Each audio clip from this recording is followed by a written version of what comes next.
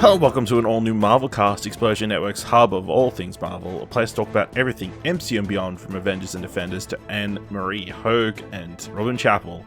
My name's Ashley Hobley, the Explosion Network's cosmic superfan. Joining me today, Ultimate Kieran Martian. It is I talking about this great travesty that is ice cream on pizza. Wow, yeah. Oh, I was wondering where that was going. Like, Yeah, we're gonna have an interesting episode, but no. Yeah, it makes sense. We'll get into ice cream on pizza later. And the astonishing Dylan Blight. I mean, I could try it, I guess. No, you couldn't. No, actually, no, you couldn't. I could have lactose. Like, there's lactose-free ice cream. I have ice cream. Yeah, but it's not really ice. You can't call lactose-free ice cream though. Has to be something else because there's no cream in it. I'm putting out a challenge right now. I dare anyone listening or you to go buy lactose-free ice cream that I eat it, and tell me that you may be like, not quite there, because of course it's not, but I'll be fucking shocked if you don't go, you know what? Well, not bad. You know what though? My body's superpower is being able to tolerate dairy. So no, I won't do that. We're not being ableist on this podcast, actually, so fuck all of you. We'll do a blind taste test at PAX or something, you know. There's a lot of food going around at PAX. Yep. People like Skittles, Coke, ice cream tastings, pizzas. I will try ice cream on PAX merch. We'll put a double ice cream on whatever merch I buy for Dylan. Alright. So we're actually here to talk about the latest episode of Ms. Marvel, episode 2, Crushed, directed by Menon, written by Gritmon. Kamala and Bruno explore the source of her newfound powers just in time for a perilous adventure. Dylan, what do you think of this latest episode of Ms. Marvel? Fucking hate that synopsis. Sorry. This is it was a great episode. When things started off and they were practicing the powers on the rooftop stuff, and I was like, oh no, is this going to be a whole episode of montages of training and stuff like that? But then I thought once it went back to the sort of high school drama stuff, then romance parties and what are you looking at me like that? Like I'm saying, like, did I watch a different episode? I was like, I'm talking about a different show. For a second, my brain was like, wait, we're recording this Marvel podcast, right? I'm not talking about the wrong show. Like, and then we got into that, and I enjoyed it all. I thought the end part with her, like, sort of showboating a bit too much and then like nearly killing that kid shows that, with great power comes great responsibility sort of thing. I liked how we got a very quick, literally 1 second explainer of, hey, the powers appear to be coming from the side of you, not just the... I'm like, all right, well, there you go. Answers that, I guess. I don't need to spend 10 minutes on it if we don't need to. Overall, I not as like, whoa, this is flashing new and exciting as the first episode, but I feel like everything I liked about the first episode continued in here, and I'm keen to see where it goes into the third episode with the reveal that the hot boyfriend, would-be boyfriend's mum is actually the person she's seeing in all her weird alternate dream thing. I don't know what we're calling those, but that person. Visions. So, I liked it. I enjoyed the episode. Yeah. Kieran, what did you think of this episode of Ms. Marvel? I thought 70% of this episode was good. I thought some of the writing in this episode was fucking shocking. Like, there was several... Like, the last maybe quarter to a third of this episode, I was really weird about. Why? I feel like from, like, the bad guys interviewing Zoe onwards was very odd. It's not bad guys, I feel like damage control. Which I think is pointed out last week. We didn't realise.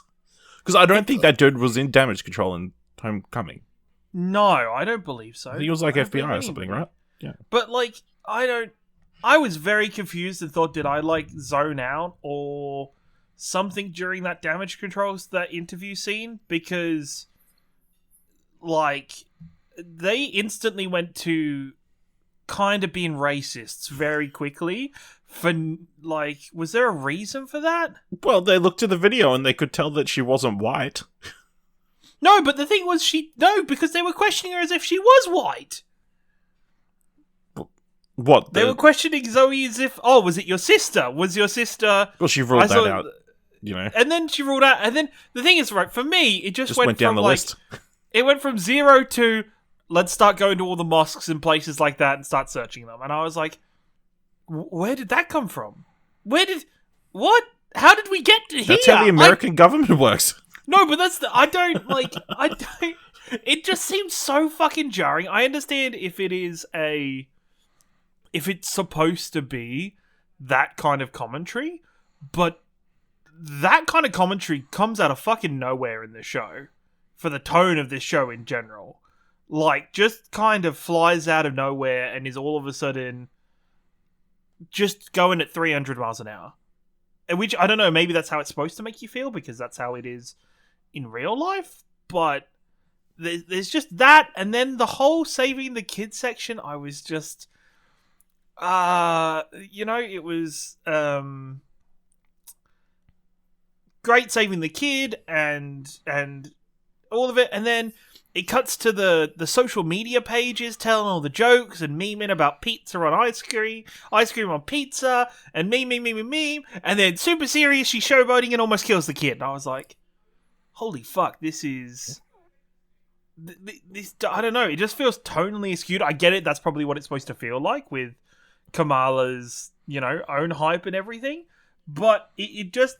I feel like you could get that without doing the cut to social media pages showing all the memes and all the fun things and stuff like that. I don't think there were actual memes or anything. I think it was like No, her it was her imagination. daydreaming. Yeah, Was it actually her daydreaming? That's right. what- Okay. that's That's my how I interpretation. didn't get. That's how That's- I took it to. I took it as her daydreaming. Right. Okay. I'll cut it some slack then if that's actually just her daydreaming. But on top of that, you know what? I thought Dylan was going to be pissed this episode. Because the Why? one thing Dylan was like, next week, I don't want a big bad guy showing up. I don't want an enemy and then fucking Hot Boy shows up and he's just too perfect and he's driving a Porsche and I was like, oh, well, he's a bad guy. He's either bad guy or he's like Prince Zuko misunderstood energy going on here. Like, I don't know if he's a bad guy or good guy. I don't think it's the type of bad guy that Dylan was going to be. no, upset it with. was the type, I understand that. But yeah, I think he is either going to be bad or he's going to be misunderstood and start bad and then turn good by the end of it. And I just... No, I don't the know. way this show would have gone into the complete direction I would have hated is if another random kid got superpowers and they're like the evil version of her, or like if Fair that's enough, fair enough. I just, it was just... She wore slightly different colored clothes, yes. yeah, that sort of direction. Yeah, For me, I just felt like the bits of this, there was parts of it I really loved. I really loved exploring Kamala's culture. Their area is really, like, a lot, actually, with spending time in the mosque. Actually, that I just remembered the one part that actually did piss me off with the writing. The fucking kid Snapchatting out of the window. Like, that to a point, I was like, that's fucking dumb. I find that so fucking hard to believe that... the girls who got their phones taken. No, the little kid who actually fell out the window. The actual fell out of the window because he's like half sitting out the window, like, hey, like take it. I'm like, no way. I believe that. No, I believe it. that. I've seen Dylan's YouTube. Yeah. People do stupid shit for videos, But it wasn't for videos. He was just Snapchatting himself with filters. He wasn't even videoing. He was trying to get to the best on one. Snapchat. No, it was just. You're too old, Ciaran. I don't know. Not Maybe down with I the am kids. too old. Maybe I am, but it was just a little bit too much of a situation to establish a situation she had to save somebody in. It was just But this was me. I thought it was a pretty simple, very much. I think you're very simple overthinking it. first superhero saving moment. Yeah. I enjoyed the episode. I think really well done. I really enjoyed all the cultural stuff. I really enjoyed Kamala's first crush. It looks like, and her again, like in the trailers, we're like, oh, there's all this lovey-dovey effects and stuff, and we all thought that was stuff they put in the trailer to show it off, but no, that's how it is actually in the show. I think I like that they have chemistry. Kamala and what's the dude's name? I have no idea. Kareem. Met this dude Kareem. 10 minutes ago. Yeah. Yeah, they have chemistry, and she's very adorable. She's like clearly has a massive crush. And he gives her a number. She does a whole dancing thing through her house. She comes home. Lots of really little sweet moments. I really liked the moment where she talks to her mum and asks to go to the party. And her mum's like relenting a little bit, which is weird given what happened last week. It's not the stereotypical of, what the hell do you think you're doing? Of course I'm not going to let you go. Reasonable parent, but like actual relatable parents, I really enjoyed all the cultural stuff. I really enjoyed her friend, Nakia. I feel like maybe the thing in the bathroom was a little bit preachy, but like for the most part, she was really good. And like them bantering in the mosque. I thought the mystery of the shoe stealer was going to play a bigger role in this episode. I think it'll play a big role. Like not a big role, but I think it'll be an ongoing thing throughout. At the end of the season, it turns out. I think it'll just be a. It turns out the person who's on the board, who is rivaling on the board, is like stealing all the shoes. So like where? Yeah, or something related. Yeah, something like that. Yeah, that'll be something. Yeah, some weird joke. Yeah, selling them. Yeah, just a lot of fun, and like there was one shot, I think, like when she's using her powers and like she's like on the rooftop jumping around, like she slides down a bit. You know that bit? Yeah, no, yeah, I do know that looks super CGI, not very good. I had to like bring it back. I'm like, that doesn't look like it's a. It looks like a CGI model the entire time. Even the little arms up in the air at the end. It was pretty not good, but especially when it's juxtaposed with them running straight at you to the mosque. But yeah, lots of interesting tidbits in here. We get hints at what potentially the bracelet could be. As Dylan said, like somehow he's figured out that the power is not coming from the bracelet, but is actually coming from Kamala herself. Does that mean she's had dormant powers? Are they hinting at Inhumans in a different way?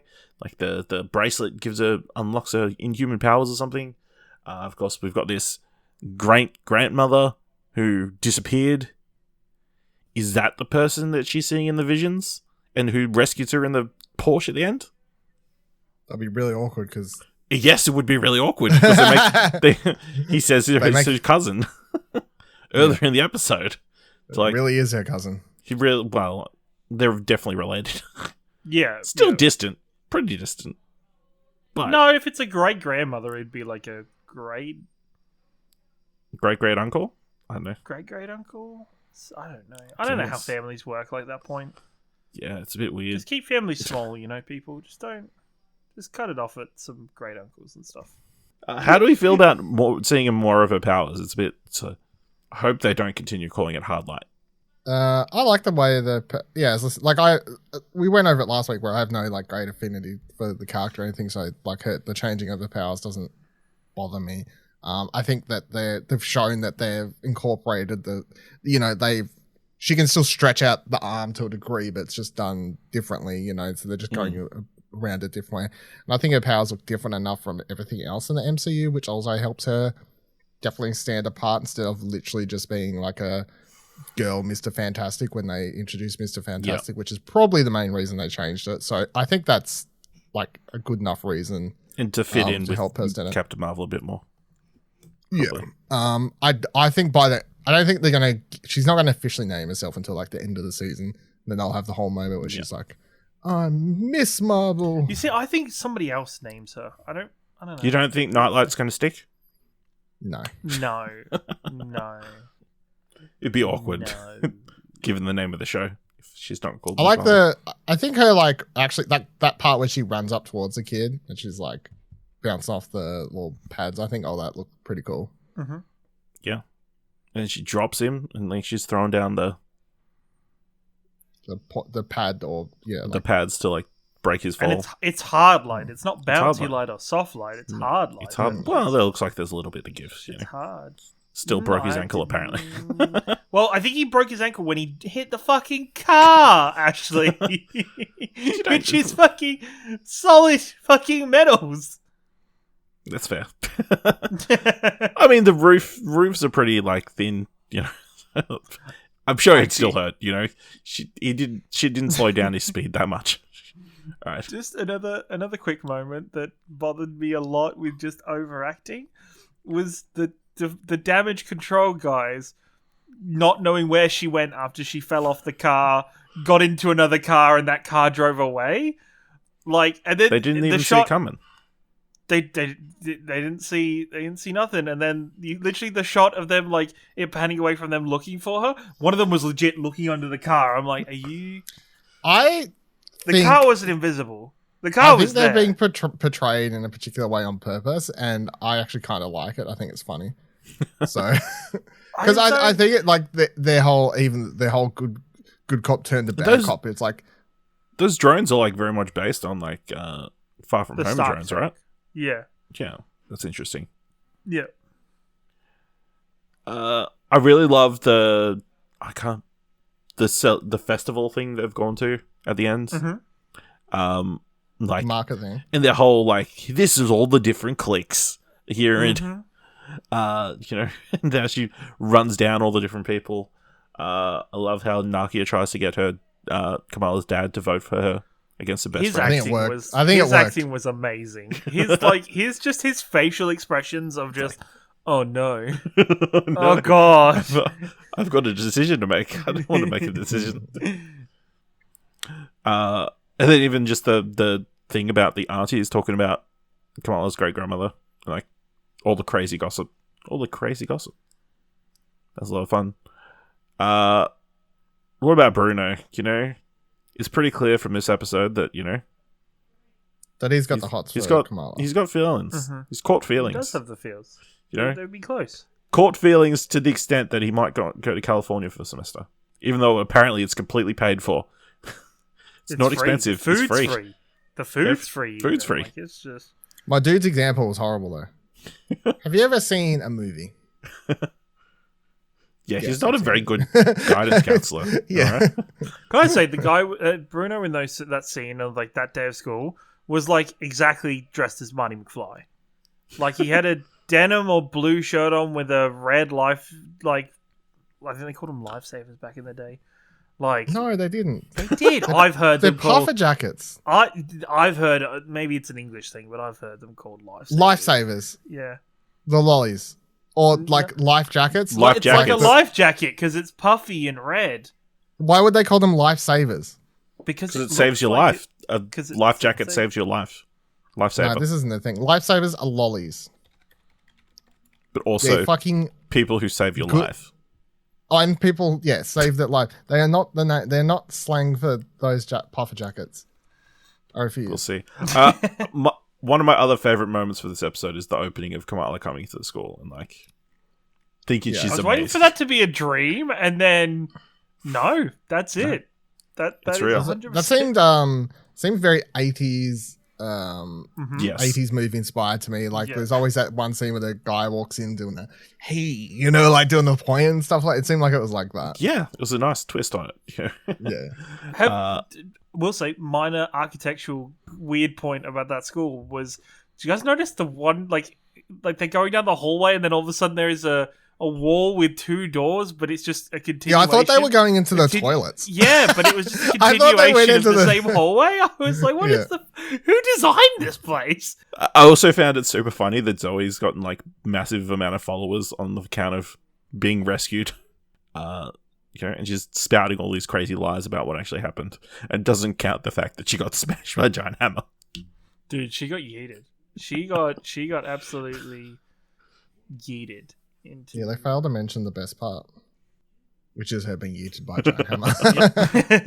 If I was the damage control guys, I'd be like, dude, she threw you up into a hammer, and then you got smushed. She didn't get thrown into a hammer. See, I still, that's what I mean. Like him, the way he says it in the thing, I think it was like so purposely meant to be comedic, where he's like, says all the stuff, and then he's like, and then she tried to kill you. Like, just disarming. I just don't think it came off that. I don't know. Yeah, I'm probably just not feeling the vibe. Not feeling the vibes. All right, not feeling the vibes. All right. Anything else you feel like we need to discuss from this episode? Good music. Yeah, could use to be Very good Show music. continues. Lots of references to different to the Jersey Prince Bon Jovi. Dude, Slippery When Wet. Imagine if an album came out with that. Well, I guess we've had WAP. So, yeah, okay. Yeah, I don't think it's pretty tame. Alright, let us know what you thought of this episode of Ms. Marvel by going to explosion.com/Twitter, or you can jump into our Discord at explosion.com/Discord. If you want to help us out here at All New Marvelcast, leave us a review on Apple Podcasts, on Podchaser, or leave us 5 stars anywhere you can leave 5 stars, or just tell people about the #1 Australian-made MCU podcast on the internet. And if you like this episode, thought it was worth $1, head on over to our Ko-fi page at explosion.com/support. Alright, well, make sure you watch next week's episode of Ms. Marvel and join us next time for another All New Marvelcast.